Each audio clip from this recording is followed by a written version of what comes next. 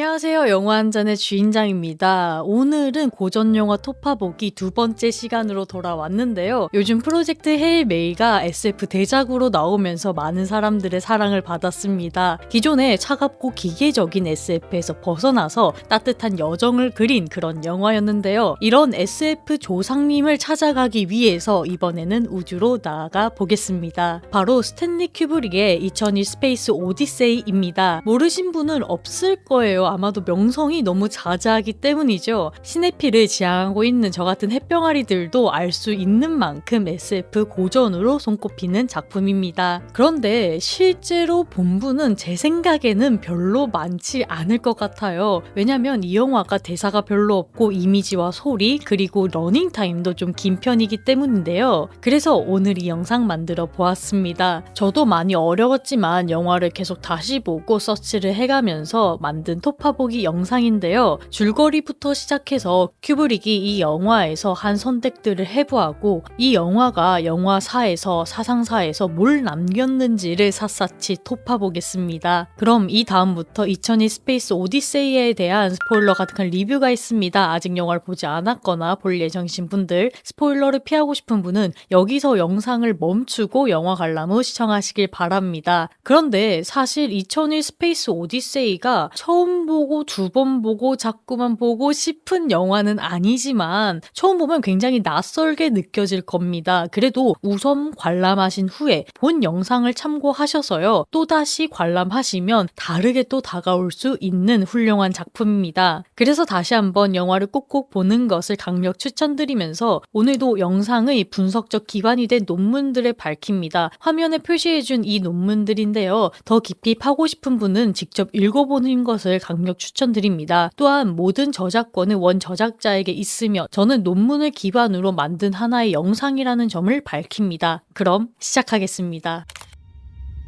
Dave, do you mind if I ask you a personal question?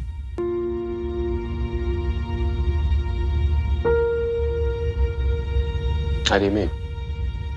Rumors about something being dug up on the moon, but particularly in view of some of the other things that have happened, I find them difficult to put out of my mind.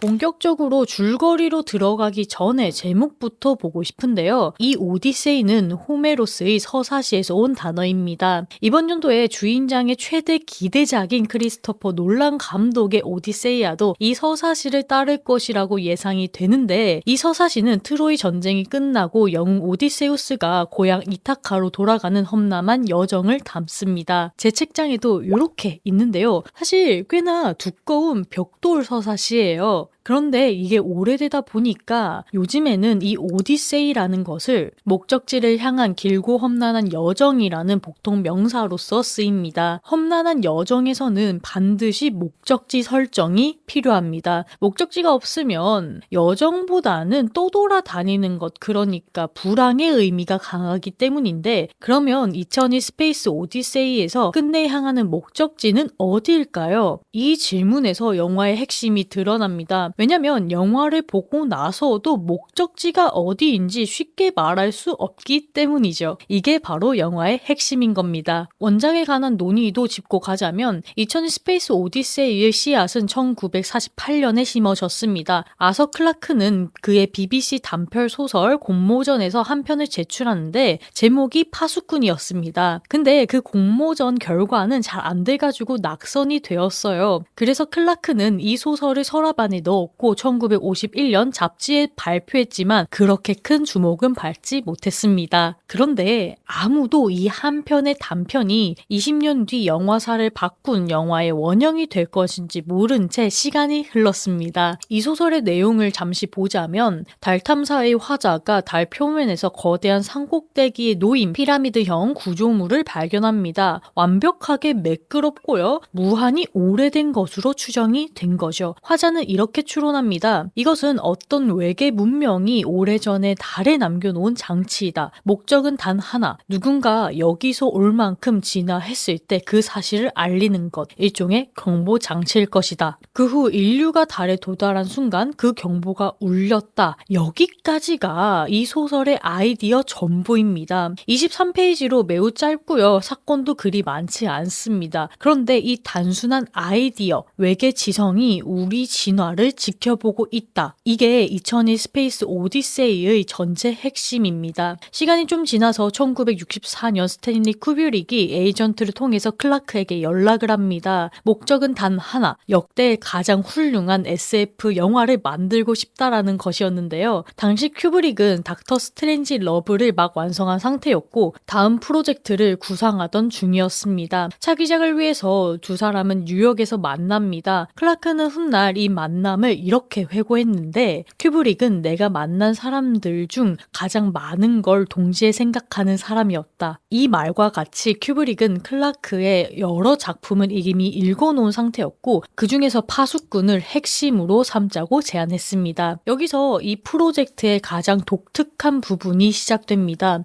보통 영화 원작이라고 하면 소설이 먼저 있고 영화가 나중에 만들어지는데 2002 스페이스 오디세이는 달랐습니다. 큐브릭과 클라크는 영화 각본과 소설을 동시에 개발하기로 합니다. 서로가 서로에게 영향을 주면서 하나의 이야기가 두 개의 매체로 동시에 탄생하는 방법을 채택한 것이죠. 클라크는 소설을 쓰면서 큐브릭에게 챕터를 보냈고 큐브릭은 그것을 읽으면서 각본에 반영했습니다. 그리고 동시에 각본의 변화가 소설에 영향을 주면서 상호작용을 일으켰죠. 결과적으로 영화와 소설은 1968년에 동시에 세상에 나왔습니다. 그래서 원작 단편과 완성된 영화 사이의 거리는 생각보다 멀게 느껴지는데 우선 형태가 많이 변했습니다. 파수꾼의 외계 구조물은 피라미드 형태였습니다. 큐브릭은 이것을 완벽한 검은 직사각형 후에 모노리스라고 불리는 것으로 바꿉니다. 가로 세로 높이의 비율이 1대 4대 9, 즉 1의 제곱, 2의 제곱, 3의 제곱, 수학적으로 완벽한 비율로서 인위적인 느낌을 강조한 것인데 피라미드는 어딘가의 자연물처럼도 볼 수 있지만 직사각형은 분명히 누군가 설계한 것으로 보입니다. 자연에 있을 수 없는 직사각형이라는 구조로 외부 개입을 강하게 드러낸 것이죠. 그리고 이야기의 규모 자체가 폭발적으로 확장되었습니다. 파수꾼에는 유인원이 없습니다. 할 구천도 없고요. 목성 여행도 없습니다. 그래서 소설은 달에서 구조물을 발견하는 것으로 끝나고 이게 신호를 보냈을 것이다 라는 추측으로 마무리되지만 큐브릭과 클라크는 여기에 인류 전체의 진화사를 앞에 붙이고 할 구천이라는 거울을 중간에 넣었으며 스타게이트와 스타차일드라는 결말로 새로 만들었습니다. 이는 클라크의 다른 작품들에서도 흡수되었는데 1953년 단편 새벽의 만남은 외계 존재가 원시 인류에게 개입하는 이야기로 이 이야기가 1막의 유인원 시퀀스에 영향을 줬습니다. 같은 해 발표한 장편 소설 유년의 끝은 외계 지성의 개입으로 인류가 다음 단계의 존재로 진화하는 이야기인데 이것은 누가 봐도 스타차일드의 직접적인 원형으로 볼 수 있습니다. 즉 2002 스페이스 오디세이는 파수꾼의 하나의 각색이 아니라 클라크 사유 전체가 압축된 결과물이라고도 볼 수 있는 것이죠. 영화와 소설이 동시에 나왔지만 두 결과물은 결정적인 부분에서 갈라집니다. 클라크의 소설은 매우 친절한 편입니다. 할 구천이 왜 승무원을 죽이려고 했는지 설명하고요. 군부와 정부로부터 임무의 진짜 목적, 즉 화성의 모노리스를 탐색하라. 늘 승무원들에게는 숨기라는 명령을 받았기 때문에 라는 설명이 명시적으로 나오기 때문입니다. 스타게이트를 통계한 데이브가 어떤 존재로 변화하는지도 서술합니다. 외계 문명이 데이브를 어떻게 인식하는지도 묘사해줍니다. 그런데 큐브릭의 영화는 이 모든 설명을 비운 채 공백으로 남겨둡니다. 할 구천의 모순은 관객 스스로 추론해야 합니다. 스타게이트 이후 무슨 일이 벌어지는지는 이미지로만 전달이 되고요. 스타차일드가 무엇을 의미하는지 끝까지 말하지 않습니다. 그러면서 알지 못하는 미지에 대한 공포와 불쾌감 혹은 경이감까지 표현했다고 보면 좋겠습니다. 그리고 큐브릭은 영화가 나온 뒤에 이 영화에 대한 자신의 모든 메모와 노트를 태워버렸다 하는데요. 이것은 이것은 단순히 정리가 아니라 해석을 막기 위해서가 아니라 해석의 자유를 지키기 위한 행위라고 보면 좋겠습니다. 원작이 씨앗이었다면 영화는 그 씨앗을 완전히 다른 토양에 심어서 전혀 다른 식물로 키운 결과라는 것입니다.